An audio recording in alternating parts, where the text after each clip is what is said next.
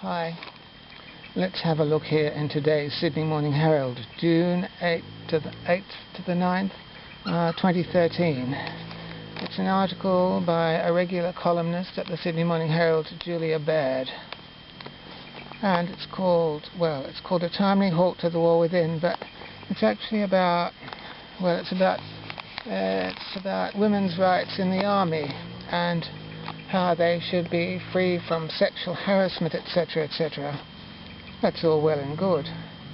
I think women should be free from sexual harassment as much as anyone else is free from sexual harassment. I'm a sissy gay man. I know what it's like to be sexually harassed. I know what it's like to have people grab you and think they can do whatever they like with you. You know, they can grab your bottom, they can grab your genitals, they can offer you a ride home and drive in the opposite direction. They can buy you a drink and think they own you. So I know what it's like to be mauled and have, mauled, grabbed and mauled and pawed, and people think that they own you and that they can do anything they like with you. They can buy a drink and they own you. So I know what it's like to be sexually harassed. I think most sissy gay men do. Now let's just have a little look here.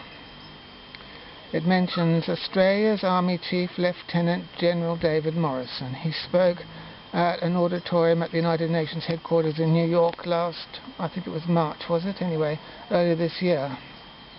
Also in attendance was, it was International Women's Day on March the 5th in New York, and also in attendance was the Australian Sex Discrimination Commissioner Elizabeth Broderick. She was also speaking there at this conference. All about sexual harassment. Broderick had taken 3 army women who had been sexually assaulted by fellow soldiers to talk with Morrison. So the chief of the army, Lieutenant General David Morrison, had actually spoken to women who had been sexually assaulted by fellow soldiers, and sat with them for hours as they told their stories. They sobbed as a stricken Morris assured them this should never have happened to anyone, and that he was deeply sorry. He said it was his road to Damascus moment.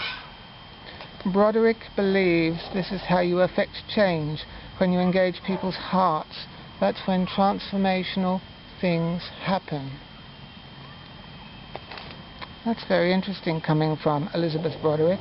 I do believe that people should be protected from sexual harassment. Men and women should be protected from sexual harassment. But I'm inclined to think that the rights of children come first. Now, Eliza Broderick has told me that protecting little boys from male genital mutilation isn't a priority of hers as Sex Discrimination Commissioner, even though recently, for example, she was in attendance at the big anti-FGM, that is anti-female genital mutilation summit in Canberra held recently. So she clearly holds protecting little girls from female genital mutilation dearly to her heart, but she is yet to utter one word in defence of male genital integrity for any little Australian boy. Yes, this is all about sexual harassment, and I notice here that Eliza Broderick is concerned with sex discrimination in the army and harassment, and she likes men who are male champions of change. Anyway, which do you think should come first? Do you think protecting a little child from a genital mutilation, male or female, should come before sexual harassment?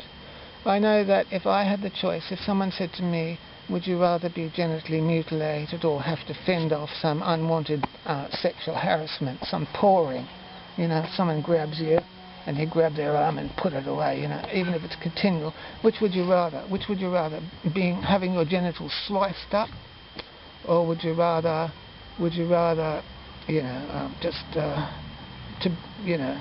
to be sexually harassed? I'd rather be sexually harassed, personally, and have to fend off unwanted advances than be genitally mutilated. I think that's fair enough. And I think the rights of children should come first. That includes little boys as well as little girls.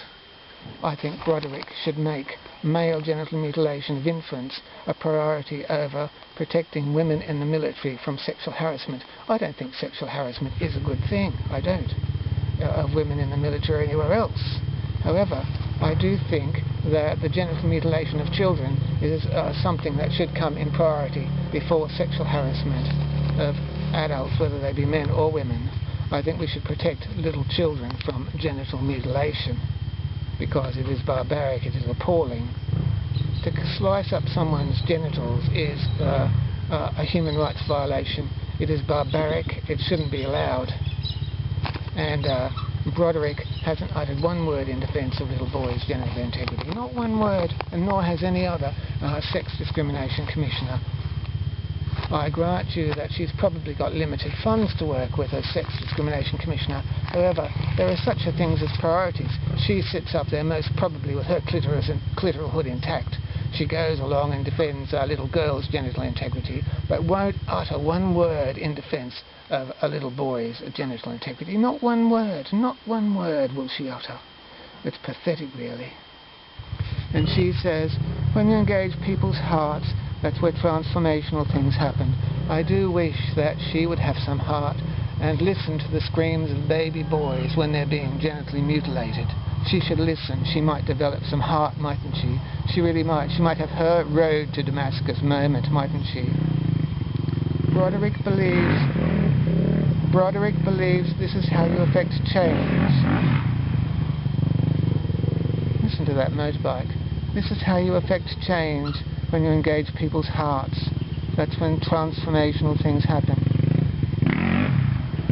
When is the Sex Discrimination Commissioner going to change and defend little boys? Her job is to defend both genders.